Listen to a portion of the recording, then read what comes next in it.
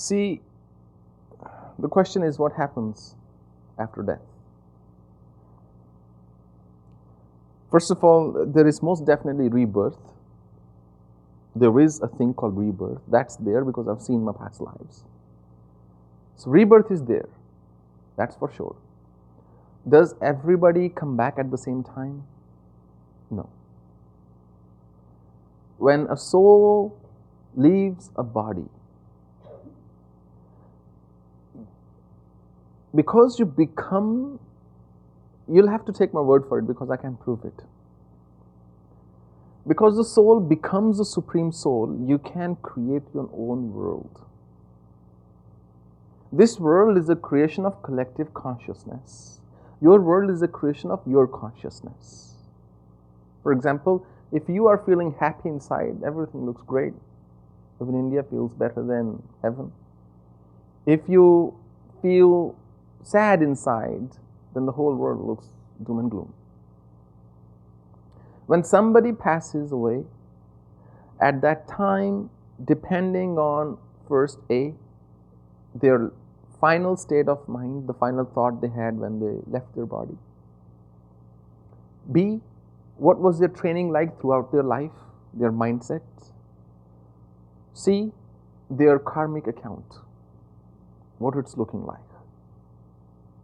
So after that, a soul merges in the supreme consciousness exactly the way a drop of rain from ocean goes in ocean and evaporates and goes back to the skies.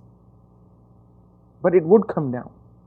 But it would come down as a new drop, not as the old drop it was, because it became the ocean at one time. You can't say the same drop rain back. So when a new drop comes, it has the elements of many, many millions of other drops. You're with me? Similarly, when a soul departs, the same soul actually cannot come back, even though our scriptures would say that's what happens. And say, Ved vinashanam nityam, yenam ajamavyam, gatam sapurusha partkam ghatyati hantikam. That essence never dies. It's indestructible. But my personal experience says that it transforms. And that's why we don't really have a memory of the past life. That's why everything you learn in this lifetime is going to stay here. Ram gaye, Ravan gaye, joko bahu parivar. Kahe nanak thir kuch nahi sapne jo sansar. It doesn't matter who you are, you're going to die one day. Nothing's going to stay. And it's just like a dream. So when you see a beautiful dream, it doesn't matter how long or how stunning the dream was, you don't remember everything. And once you come out of a dream, you can't go back into the same dream from the same point. So soul does not start from the point it left. A soul always starts from a new point. That is why every infant has to learn how to walk, how to talk, how to read. All that learning has to be redone. But what happens, based on where you fall, in terms of your people around you, your consciousness around you, that has an impact on you as a soul. So some souls go into a state, what's called bardo. It's a Tibetan word. I don't mean to say that that philosophy is any better or anything, but it's a state of void. Nothing happens in that state. I don't believe in heaven or hell. I think any heaven or hell this is it. What you live through in your life, this is it. Some souls find a womb quicker than other souls. If you have $1 million, you can spend $1 million, you can buy stuff worth $1 million. If you only have $50, you can only buy $50 worth of stuff. So the amount of karma, good karma you have in your store, that determines what kind of a family you can choose. And then there is truly survival for the fittest in a way. Millions and millions of sperms will get in line to get the womb they want. and only one will survive. And the rest will first get recycled in the nature. God knows it may take them another year, 2 years, 10 years, 20 years, 200 years, 400 years before they get another chance like that. And then they'll come back, unite with another egg at another time, and come into existence at that time. The more focused you are, the greater your willpower. The greater your willpower, the more you're in control of your own destiny in this lifetime and the next. If you have immense control on your energies, you can dictate, I'm going to choose this womb, on this day I'm coming. And actually be born that day in a family of your choosing. That's what Arjuna meant when he said, Swami vatmana atmanam vidhatam purushottam.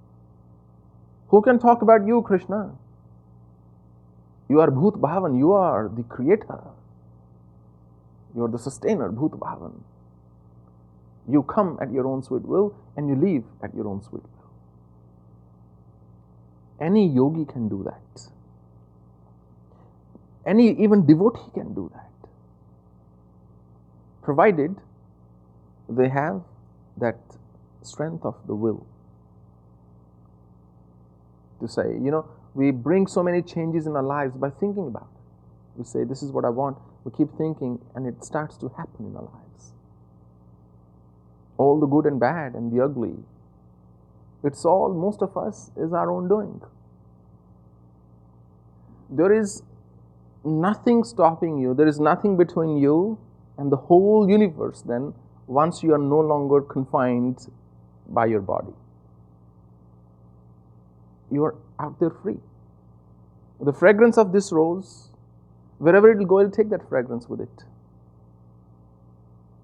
And those inert gases, they stay there forever and forever, for millions of years.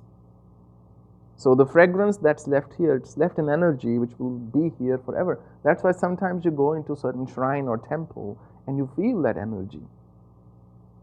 And you say, yes, I feel at peace here, or I feel different, or I feel the energy and so on. That's predominantly because of the energy that's been accumulating there for eons. So the tendencies of the mind, Ashwin, they go with the soul. If somebody is very angry, mad person, it's very unlikely they'll be all calm in their next lifetime. But the journey would be a bit easier, depending on what family they are born into. Even though it's a new drop, it still has the properties of water, right? So certain properties stay with the consciousness. Even if it's just one tiny molecule of the same drop that's come back, it is enough to talk about the complete properties of water. So when I talk about my life or my past lives, I mean my existence as I see that one tiny molecule that somehow got saved and traveled. If in the last few million years, even one mistake happened in your genetic setup, you would not be here today. Your parents, your grandparents, your great-grandparents, your forefathers, your ancestors and people earlier and earlier, everything went right in the chain for you to be here today at an individual level. All of those had an impact on your lives. So is my life independent of the people around me? No. Nobody's is. The action of one person has an impact of all those around them. So there was a collective consciousness. Having said that, there comes a time, as I said earlier, the more your focus, the greater your willpower.